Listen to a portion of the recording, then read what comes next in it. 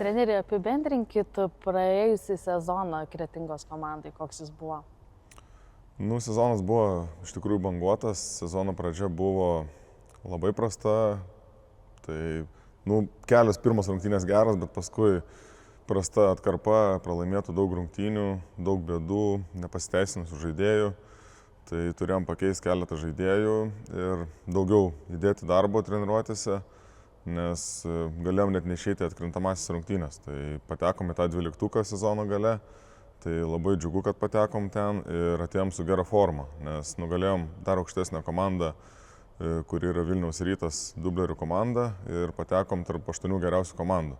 Tai yra labai geras rezultatas ir trūko tik vienos pergalės, kad galėtume patekti tarp 4 geriausių komandų. O mums su tokiu mažu biudžetu, tai manau yra labai geras pasiekimas.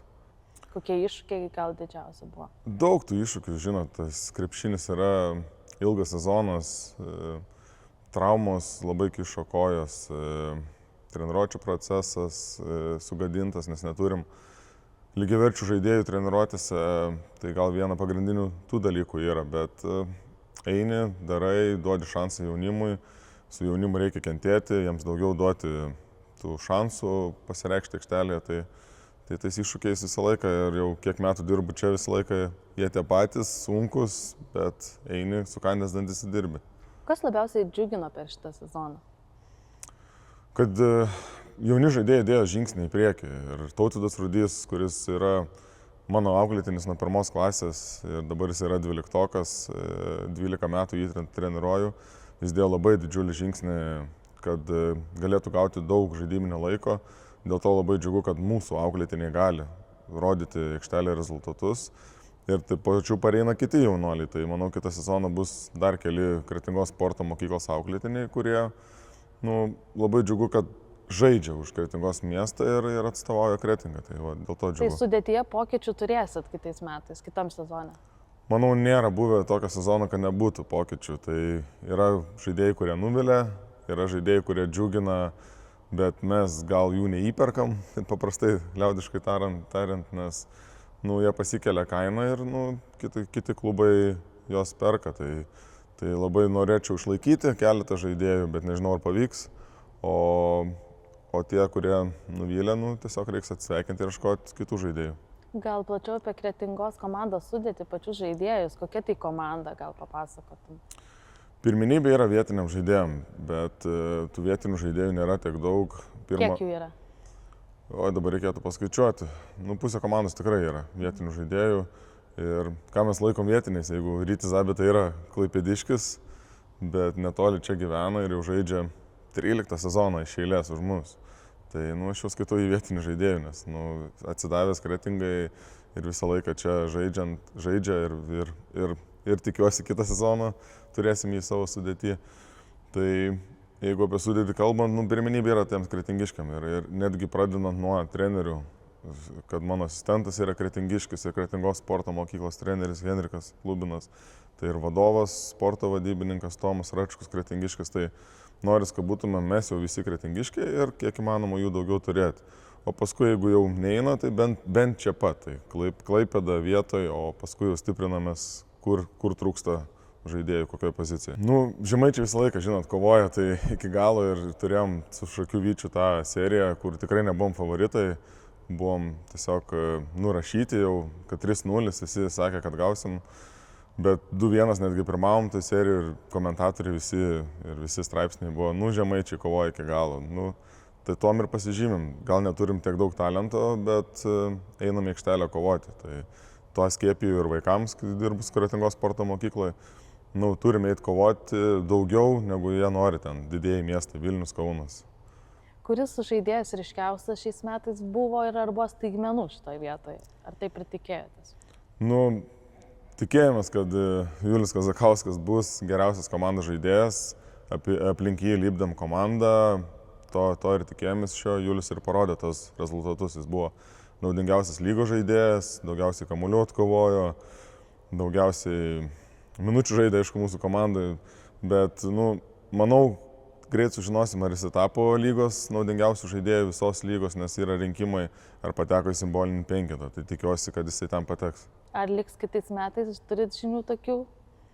Negaliu dar atskleisti, bet labai daug šansų, kad jisai liks mūsų komandoje. Ir kokius lūkesčius turit? Ar startuosit kitą sezoną?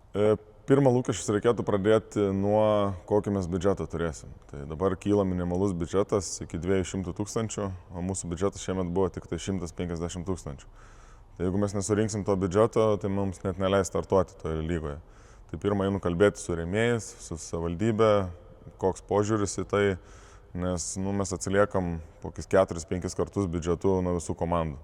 Ir labai sunku, aišku, labai dėkoju visiems rėmėjim, kurių yra labai daug tų rėmėjų ir mes galim išsilaikyti, bet, sakau, reikia, čia bus 2-3 savaičių bėgyje, aišku, kiek mes turėsim tų rėmėjų, ar turėsim savivaldybės palaikymą, nes savivaldybės labai reikalingas palaikymas ir tada tik tai galėsiu pradėti dėliotis planus, ar iš vis ta komanda bus, ir kokią struktūrą. O kodėl svarbu Kretingai turėti komandą krepšinį?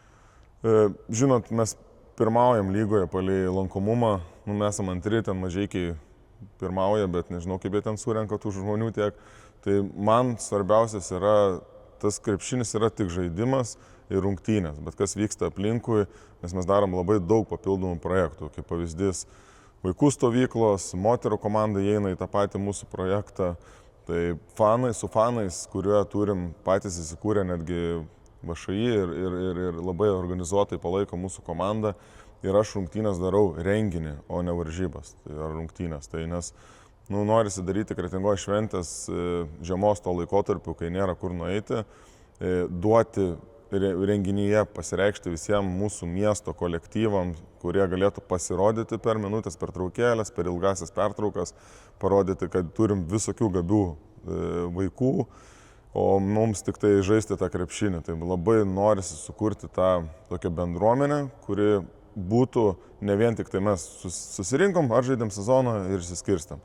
Tai labai šito siekiu ir kad aplinkui mane būtų daug norinčių žmonių, kad šitas renginys būtų dar didesnis. Bet krepšinio komanda yra ir tęstinumas tam tikras, kalbant apie vaikus, jaunuolius, kurie žiūri į suaugusius krepšininkus ir siekia galbūt to paties ir net aukštesnių rezultatų.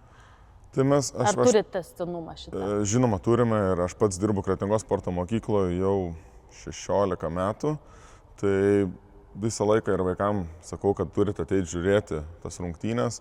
Ir atsimenu, kaip dabar vėl Tautvydą atsimenu, kuris valydavo aikštelę, spaudydavo švieslentę, būdamas 13-14 metų ir paskui jis pats matė tą komandą, kaip augo ir atėjo į tą kolektyvą. Tai dabar irgi taip pat labai daug vaikų ateina į mūsų areną ir matai, kaip jie stebi mūsų komandą ir labai jų norim tęstinumą daryti. Tai visą laiką kiekvieną sezoną susirenkam treneriai ir apsiklausim, kas galėtų jau būti toje komandoje, prie tos komandos treniruotis visą sezoną, kad galėtų užaugti kartu su mumis.